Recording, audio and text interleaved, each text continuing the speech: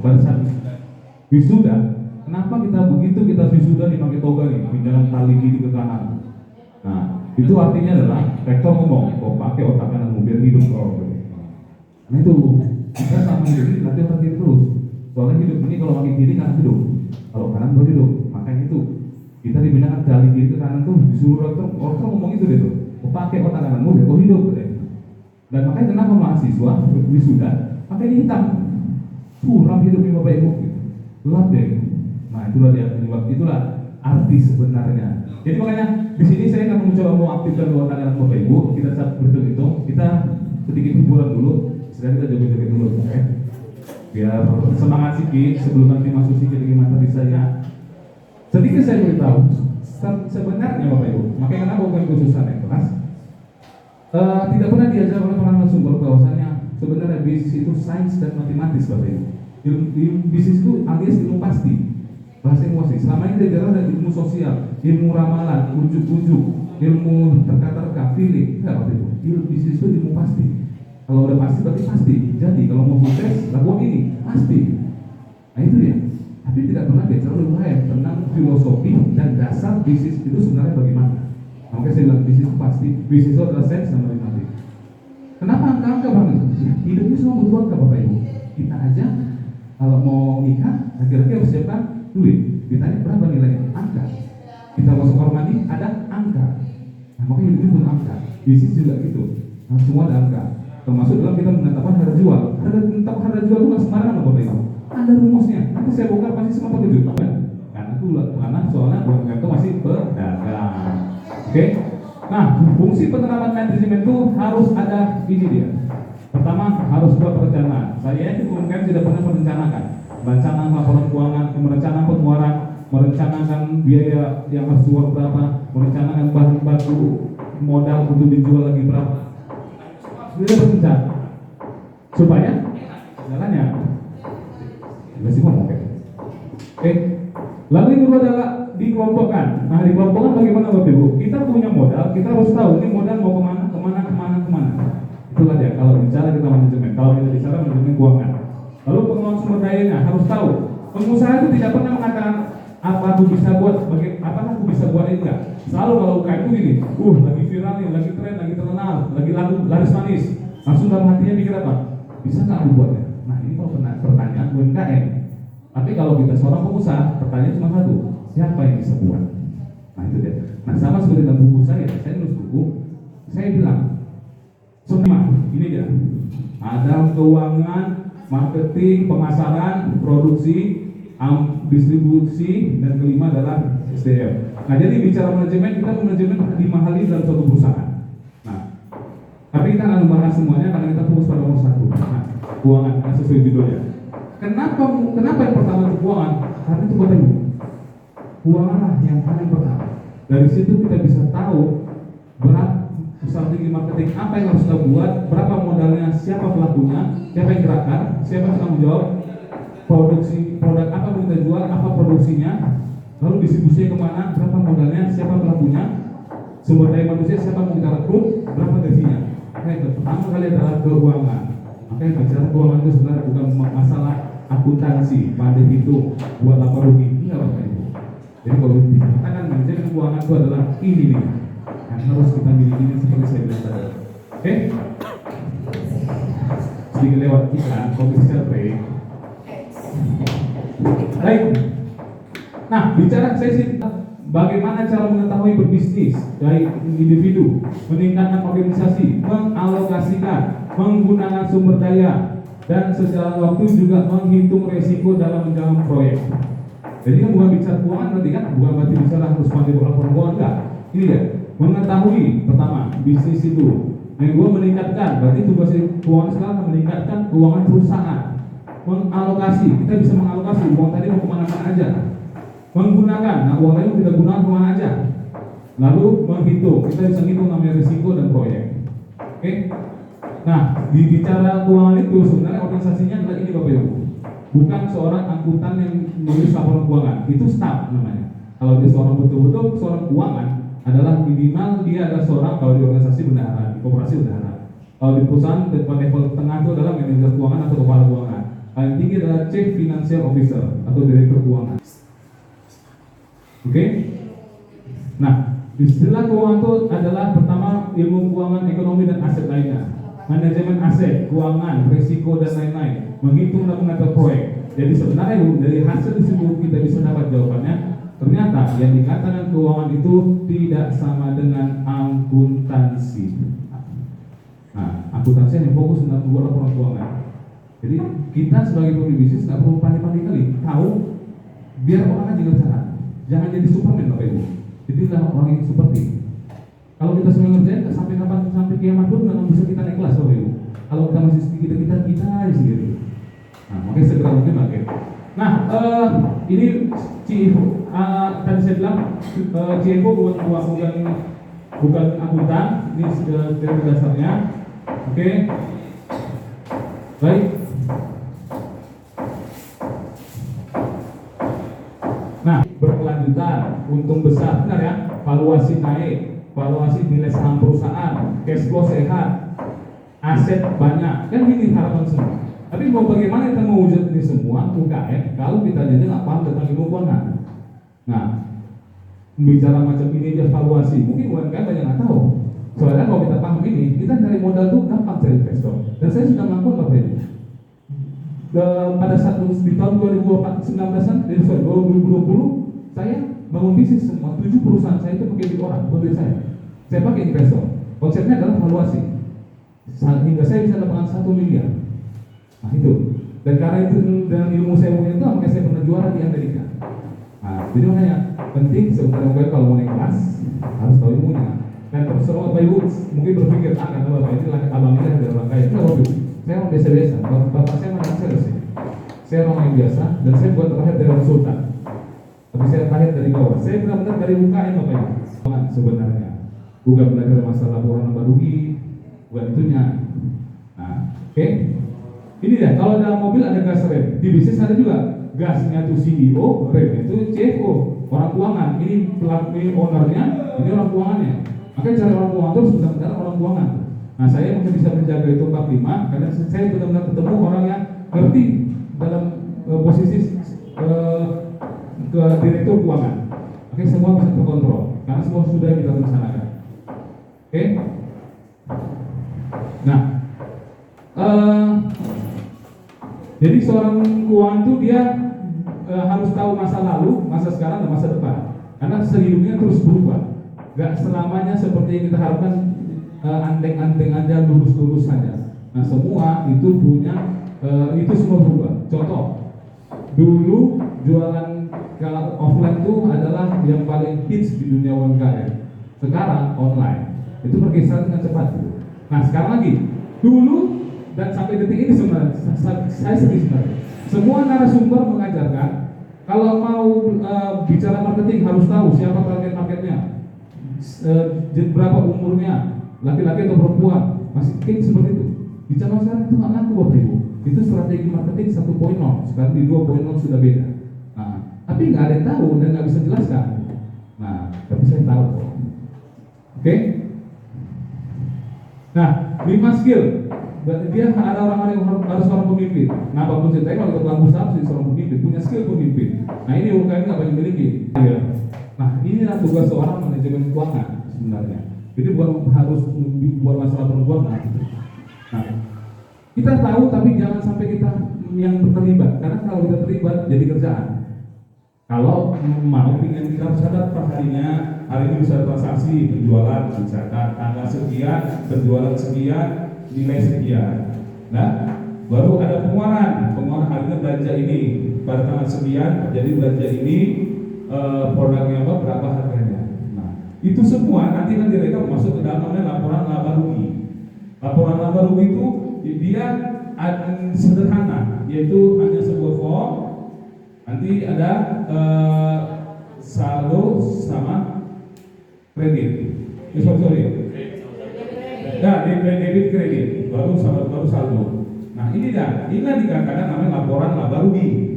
Di sini adalah hasil rekaman kemarin. Ini yang rincinya secara detailnya. Begitu masuk kemarin enggak. Di sini hanya paling keterangannya adalah misalkan belanja bahan baku, udah belanja bahan baku keterangan di sini. berarti letaknya ada di kredit. Nah, itu dia. UMKM itu jangan terkejut kalau misalnya di bank itu kenapa uang kita itu di kredit, tapi kalau kita ngambil itu di debit. Sementara kita diajarkan itu ada yang debit itu masuk, kredit itu keluar. Karena kondisi perbankan itu utang sama kita, makanya dibuat mereka kredit. Nah, itu dia. Kalau kita kan masuk ke debit, keluar ke kredit. Itu standarnya. Tapi kalau di perbankan beda. Mereka kredit itu masuk, kredit itu masuk, debit itu keluar. Nah, itu dia. Karena debit itu ada penyakit. Karena kita kan si bank itu berutang sama kita. Jadi sebenarnya uang kita taruh ke bank, mereka berutang. Makanya mereka taruh letaknya adalah di kredit. Debit itu berarti pemasukan mereka karena sudah kita tarik. Berarti mereka nggak punya hak lagi di situ. Gitu ya. Oke. Nah, setelah kita laba rugi, neraca ini nanti setelah kita laba rugi, hasil dari neraca masuk kemari. Nah, bicara neraca itu nanti dia ada hanya dua bagian, yaitu aktiva sama pasiva. Ini yang harus dipelajari. Kuncinya dia harus balance, sama-sama misalnya satu, sini harus satu. Kalau terjadi menjadi satu sini dua, berarti ini nggak balance. Berarti ada salah nih laporan laba ruginya dan jurnalnya. Nah, di sini dia yang neracanya keterangan yang ada namanya aktiva lancar sama aktiva tidak lancarnya. Nah, itu harus ada seimbang. Setelah itu baru masuk kemari hasil dari neraca masuk ke ekuitas. Ekuitas itu apa? Modal. Nah, ekuitas itu adalah laporan modal. Nah, biasanya investor itu hanya melihat di sini. Investor nggak pernah dia lihat sampai sana. Dia cukup tinggal itu ya. Itu yang apa namanya alur dalam laporan keuangan. Manajemen keuangan itu seperti ini. Nah, seorang manajemen keuangan itu dia nggak mesti harus apa namanya pandai buat ini. Enggak, yang penting dia harus paham ini masalah isinya siapa. Ya itulah dia ada ahli keuangan. Dia ada namanya accounting. Nah, itu dia.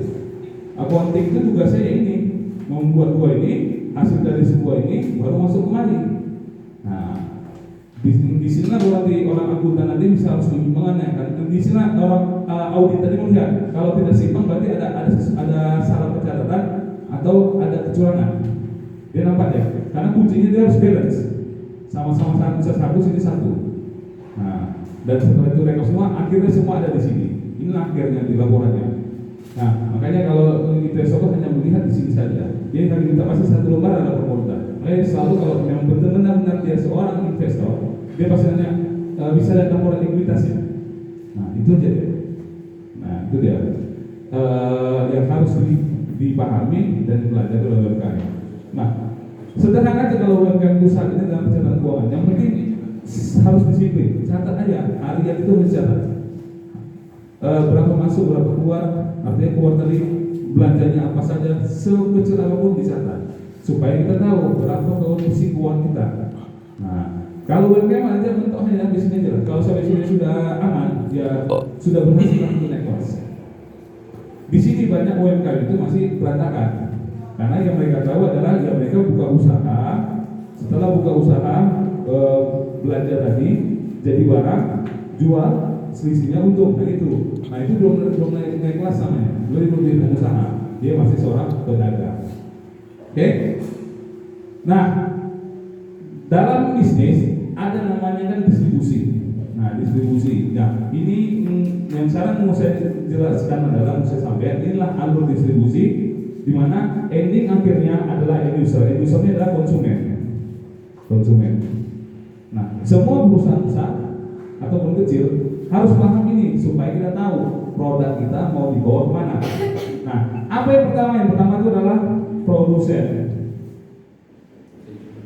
Nah, kalau bahasa di perusahaan besar namanya prinsipal. Nah, kalau bahasanya kalau di UMKM ada namanya petani. Penghasil. Pembuat barang. Misalnya penjual keripik aja. Nah, itulah ya. Inilah dikatakan di kolom pertama produsen. Setelah produsen itu ada namanya distributor. Nah, distributor itu ada dua, tunggal sama biasa. Tunggal itu berarti dia yang punya hak paten penjualan produk ini, nggak ada oleh orang lain, hanya dia. Nah, itu dia. Oke, setelah distributor, supaya barang distributor tadi yang dia ambil ke produsen itu bisa terjual, dia butuh mencari namanya agen atau trader. Nah, ini dia.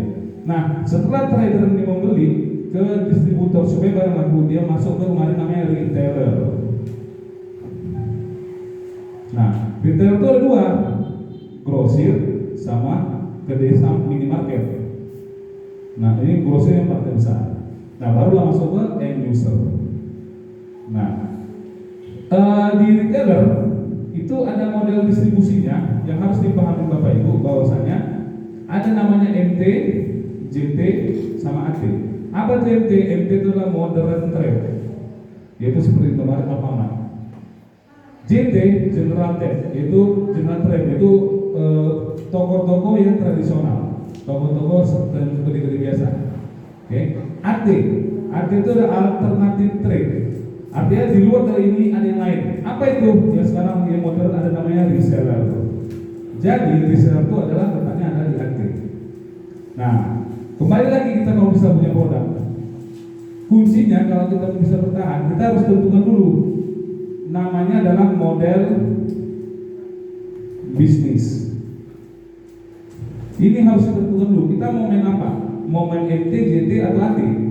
Kebanyakan UMKM di Pak Sudena ada peluang kan? Oh, ada distributor gampang. Oh, buka program reseller gampang. Inilah yang makanya UMKM itu susah untuk bertahan dan ikhlas, susah untuk bisa berkelanjutan, atau bahasa-bahasa survive and sustainable. Karena itu dia nggak yang menentukan mau kemana di bawahnya. Nah itu dia. Harusnya kalau memang dia mau manage AT, reseller berarti AT udah fokusnya di AT. Dia menolak hal ini. Kebanyakan nggak UMKM udah dia main ini karena dia tahu pertama ilmunya. Makanya kalau kita yang menjual misalnya produk kita misalnya adalah TV, ya udah tentukan kita mau main apa TV tadi. Kalau memang mau main ke masuk mainnya ke distribusi gede, berarti kita mainnya adalah JT NT. Tapi kalau kita mau main konsep yang kita bangun tim dengan reseller, berarti kita butuh adalah AT reseller. Nah, jadi sebenarnya ada nama bahasa MLM. MLM itu adalah strategi marketing, bukan bisnis, tapi adalah strategi marketing. Inovasi strategi marketing dari apa? Dari yang namanya kalau di dalam bahasa itu strategi marketingnya adalah affiliate atau referral. Nah, inilah dia affiliate atau referral marketing itu strategi. Di inovasi kan lagi strategi ini lahirlah namanya strategi MLM, multi level marketing. Jadi sebenarnya MLM itu adalah inovasi dari ini. Nah, bedanya kalau ini dia berjenjang, kalau ini kan tidak. Sekedar hanya di lapis satu. Kalau dia bisa sampai lapis ke bawah. Nah, itu dia. Jadi harus pahami. Jadi MLM itu bukan bisnis, tapi strategi marketing. Makanya kenapa pelaku UMKM itu disebut salesman, bukan pelaku usaha. Makanya saya bilang pertanyaan adalah pedagang. Gitu. Oke, paham ya? Kalau ada pertanyaan tanyakan. Nah, ini ya, kalau memang kita mau mainnya secara konvensional, APGT atau MT, nah mau main di sini, berarti kita harus paham alur ini. Kita yang punya produk, berarti kita harus cari distributor atau agen, atau kalau kita sanggup langsung kita lompat kemari. Kita yang merangkakan gede-gede, baik itu gede grosir maupun gede kecil. Nah inilah kalau konsep strategi marketing MLM, makanya itu dia dari produsen langsung kemari. Si end user sebagai penjualnya, dia memangkas dua ini supaya bisa penghematan keuntungan dari ini masuk kemari. Itu dia. Kalau yang konvensional enggak, dia punya produk sekian, dia menghargai sekian jadi hingga akhirnya harga konsumen sekian. Nah, itulah dia. Jadi harus dipahami ini alur ini. Jadi kalau yang mau main fokusnya kemarin ini, berarti fokusnya UMKM adalah mau mencari distributor atau agen, atau mau langsung kemari. Itu dia. Jadi ini yang diperkuat. Bukan lagi harus memikirkan bagaimana ini. Karena gini, model distribusi JT atau MT dengan AT itu berbeda. Yang ini ya, alur distribusi konvensional seperti ini dengan namanya alur distribusinya reseller. Ini beda mainan. Ibaratnya. Saya kasih contoh klub sepak bola. Cristiano Ronaldo. Dia adalah atlet sepak bola, ya kan? Bisa nggak dia jadi sebuah atlet pebasket? Enggak kan? Kalau bisa dia sudah belajar lagi. Nah begitulah, beda model bisnis, beda cara. Jadi nggak semudah itu kita bisa kita hadir reseller besok gede enggak gitu. Makanya kenapa susah kita naik kelasnya karena di situ nggak kita tentu apa mau modelnya di mana. Nah saya kasih contohnya.